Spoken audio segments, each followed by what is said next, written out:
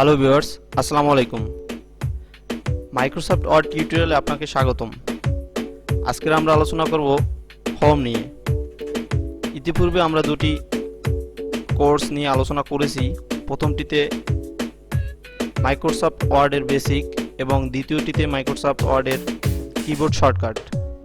Description বক্সে আমি link দিয়ে রাখছি, চাইলে আপনারা দেখে আসতে পারেন। তো আজকে আলোচনা করব হোম নিয়ে। তো চলুন শুরু করা যাক। এবং যাওয়ার আগে একটি কথা না বললেই নয়, আমার চ্যানেলে যদি আপনি নতুন হয়ে থাকেন অবশ্যই সাবস্ক্রাইব করবেন, আর যদি অলরেডি সাবস্ক্রাইব করে থাকেন আপনাকে অসংখ্য ধন্যবাদ। তো বন্ধুরা চলুন শুরু করা যাক। তো আমরা মাইক্রোসফট ওয়ার্ডে চলে এসেছি। এখানে দেখতে পাচ্ছি যে আমি একটি লিখে রেখেছি Microsoft Word tutorial Bangla, Microsoft Word Bangla tutorial. তো আজকে আমরা শুরু থেকে এই যে হোম নিয়ে আলোচনা করব। এখানে ইনসার্ট, পেজ লেআউট অনেক রয়েছে, তো এটা আমরা পর্ব অনুসারে নিয়ে আসবো। আজকে আমরা আলোচনা করব হোম নিয়ে। তো চলুন হোমে কি আছে দেখে আসি। তো হোমে অনেকগুলা অপশন রয়েছে, এই থেকে এই পর্যন্ত সব অপশন। তো আমরা একের পর এক অপশনগুলো দেখে আসব। তো প্রথমেই আসবো এই যে কার্ট। আমি যদি এটাকে মার্ক করি, দেন এটাকে কার্ট করি, এটা কার্ট হয়ে যাবে। এটা হচ্ছে কার্ট। আর এখানে যদি আমি পেস্ট করি, এটা পেস্ট হয়ে যাবে। এই যে এটাকে আমি কার্ট করলাম এখান থেকে, এবং এখানেই আমি ধরলাম, এখানেই আমি এই যে পেস্ট করে দিলাম। এটা কাজ হচ্ছে পেস্ট করা, পেস্ট হয়ে গেল। এটাকে আমি এখান থেকে কার্ট করলাম, এখানে পেস্ট করলাম। তো এরপর আসি আমরা কপিতে। এই যে এখানে কপি, এটাকে আমি কপি করলাম এখান থেকে এবং এখানে পেস্ট করলাম। এটা হচ্ছে কপি। এরপর আসবো আমরা ফরম্যাট পেইন্টারে।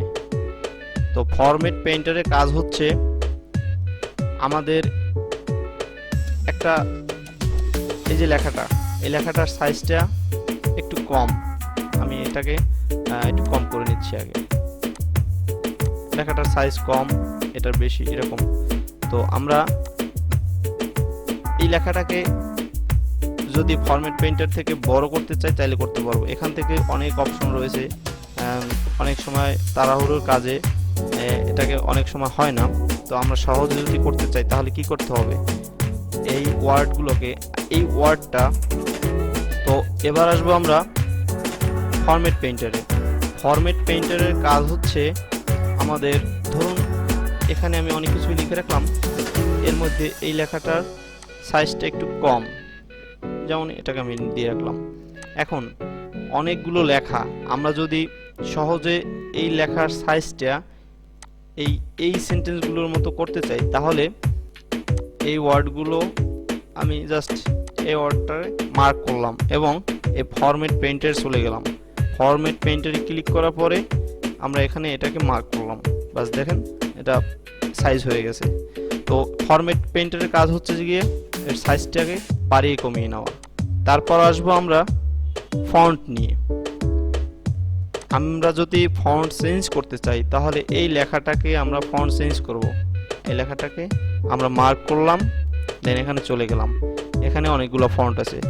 ইংলিশ লেখার জন্য অবশ্যই ইংলিশ ফন্ট ইউজ করতে হবে এবং বাংলা লেখার জন্য অবশ্যই বাংলা লেখা ফন্ট ইউজ করতে হবে। তাহলে আমরা একটা ফন্ট সিলেক্ট করলাম, যেমন এটাকে সিলেক্ট করলাম, ফন্টটা চেঞ্জ হয়ে গেছে। এভাবে অন্যান্য ফন্ট আপনি চেঞ্জ করতে পারবেন এখান থেকে, এবং বাংলা লেখা ফন্টগুলো এখান থেকে আপনি এইভাবে চেঞ্জ করতে পারবেন। এই যে, তো এটা কাজ হচ্ছে ফন্ট চেঞ্জ করা। তো এবার আমরা যাব সাইজ নিয়ে। এই লেখার সাইজটা যদি আমরা কমাতে বাড়াতে চাই তাহলে সাইজ চলে যাব, দেন আমরা এটাকে মার্ক করলাম এবং এই সাইজে চলে গেলাম। এরকম আমরা সাইজ দিতে পারি, যে সাইজটা আমাদের ভালো লাগে আমরা সেটাই দিতে পারি। দেন এই সাইজটা আমি দিলাম, এবং একইভাবে বাংলা লেখার ক্ষেত্রেও ইংলিশ লেখার ক্ষেত্রেও সাইজ একইভাবে। তো তারপর আমরা চলে যাব এই অপশনটাতে। এটা হচ্ছে বোল্ড। আমরা এই লেখাটাকে বোল্ড করার জন্য এটাকে মার্ক করলাম, এখানে করলাম, প্রেস করলাম, বোল্ড হয়ে গেল। এবং একইভাবে বাংলা ইংলিশ একইভাবে বোল্ড হয়ে গেল। এটার কাজ হচ্ছে বোল্ড, এবং এটাকে যদি আপনি আনবোল্ড করতে চান তাহলে এটাকে মার্ক করবেন, এখানে ক্লিক করবেন, আনবোল্ড হয়ে যাবে। সেম একইভাবে। তো এবার যাবো আমরা এই যে আই বাটন ইটালিক, এটাকে আমরা ক্লিক মার্ক করার পরে এখানে ক্লিক করব, ইটালিক হয়ে যাবে। আবার ক্লিক করব, নর্মাল চলে আসবে। তারপর আমরা যাব এই যে আন্ডারলাইনে, এখানে আমরা ক্লিক করব, আন্ডারলাইন হবে। আবার ক্লিক করব, আন্ডারলাইন থাকবে না। তো এভাবে এখানে আবার ভিতরে আরেকটি অপশন রয়েছে যে আপনি কি ধরনের আন্ডারলাইন দিতে চান, সব ধরনের আন্ডারলাইন এখানে দেওয়া আছে। এই যে দেন আমি এটাকে দিলাম। তো এভাবেই হচ্ছে এই আন্ডারলাইনের কাজ। তারপরে আসবো আমরা এই যে অপশনটা, এই অপশনটা ক্লিক করার সাথে সাথে মাঝখান থেকে একটা রেখা পড়ে যাবে, যেমন এই রেখা পড়ে গেছে। এটার কাজ হচ্ছে এরকম। তো এরপরে আমরা আসবো এই যে এক্সের নিচে যে 2 এই লেখাটা।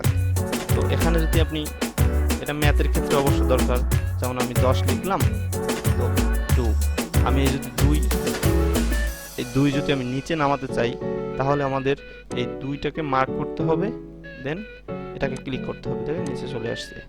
এবং আবার যদি এটাকে করি, তো এটা নর্মাল চলে আসবে। এরপর আসবো আমরা এই যে পাওয়ারে, এখানে মার্ক করে এটা ক্লিক করব, এই যে পাওয়ার হয়ে যাবে। তো তারপরে আসবো আমরা এই অপশনটাতে। তো এই অপশনটা হচ্ছে সেন্টেন্স কেস, অর্থাৎ আমাদের এখানের ওয়ার্ড, এই সেন্টেন্সটা যে আমরা এই ওয়ার্ডগুলো বড় হাতের কিংবা ছোট হাতের ইউজ করব, সেজন্য এখানে আমরা ক্লিক করতে পারি।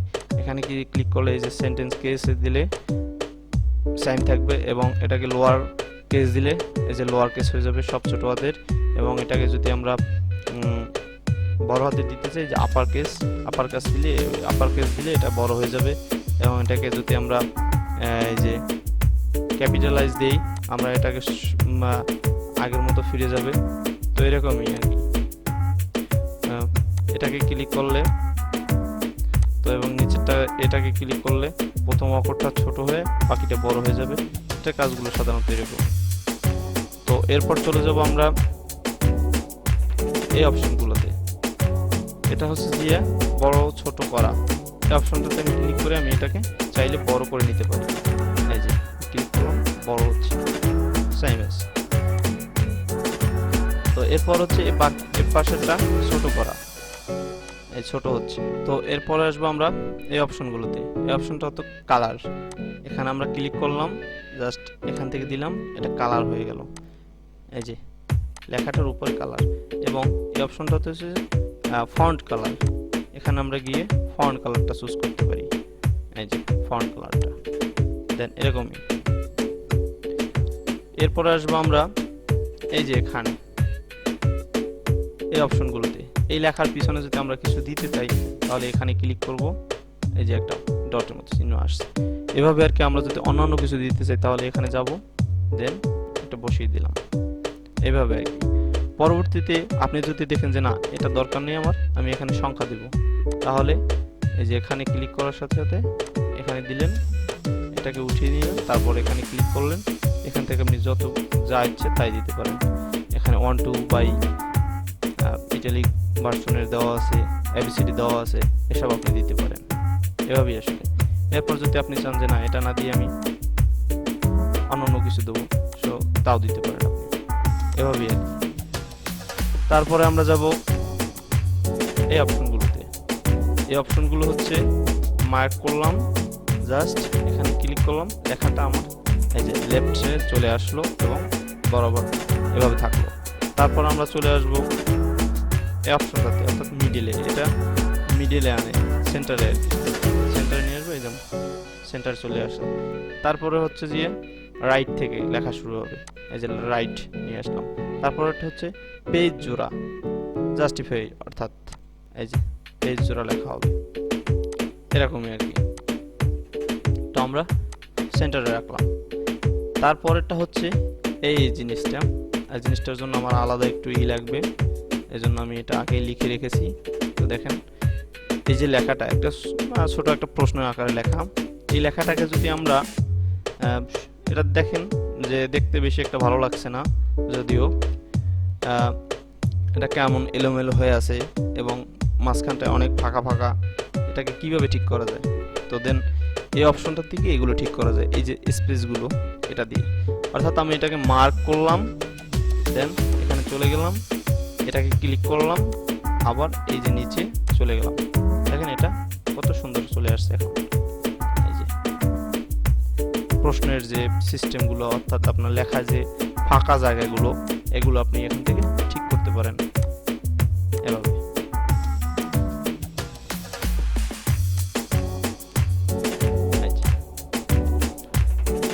তো আমি আবার দেখাচ্ছি, এটাকে মার্ক করলেন, তারপর এখানে চলে গেলেন, এই যে 1.0 তে দিলেন, 1.0 তে দিলেন, তারপর আবার উপরে দিলেন, বাস হয়ে গেল। এভাবে আর কি এই কাজটা করা হয়ে থাকে। তো তারপরে হচ্ছে যে এই অপশনটাতে আপনি এই যে পেজের কালার দিতে পারবেন। দেন এখানে গেলাম, আমি এটার কালার দিয়ে দিলাম, এই যে কালার দিয়ে দিলাম। এটার কাজ হচ্ছে কালারের। দেন আমরা ব্যাকের পেজে চলে যাই। তারপরেরটা হচ্ছে এই যে বর্ডার, এটাকে বর্ডার বলা হয়। এই বর্ডার থেকে আপনি যে কোনো বর্ডার আপনি দিতে পারেন। যদি আপনি রাইটে বর্ডার দিতে চান, এখানে মার্ক করলেন, দেন বর্ডার দিয়ে দিলেন, এই যে একটা বর্ডার চলে আসলে। আপনি যদি পুরোটা দিতে চান তাহলে এখানে চলে গেলেন, দেন এই যে ওয়াল বর্ডারে ক্লিক করলেন, আপনার পুরো লেখাটা একটা বর্ডার হয়ে গেল এবং আলাদা আলাদা একটা বর্ডার চলে আসলো।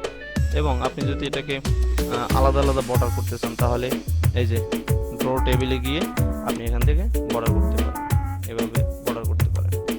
ইজি, একেবারে ইজি। তো তারপর আমরা চলে যাবো, এই যে এগুলো হচ্ছে ফন্ট স্টাইলিস্ট আর কি, কিভাবে লেখা হবে। তো এটা বাংলা লেখার জন্য এভাবে চলে আসছে।